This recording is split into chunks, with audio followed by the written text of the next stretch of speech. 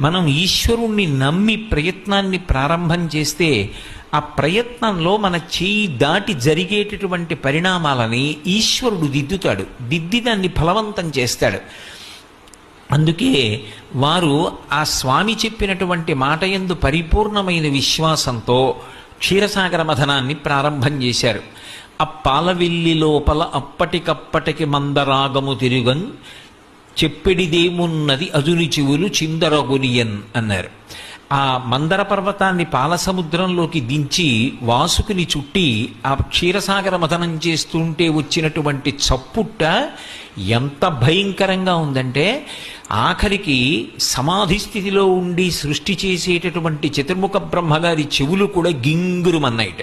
బ్రహ్మాండమంతా కూడా చర్ చస్ అనేటటువంటి చప్పుళ్లతో నిండిపోయింది.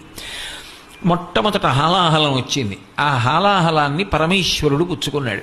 హాలాహలం తర్వాత ఒక్కొక్కటి దివ్యమైనటువంటి వస్తువులు ఉత్పాదనమయ్యాయి. ఒక్కొక్క దాన్ని ఒక్కొక్కరు పంచుకున్నారు.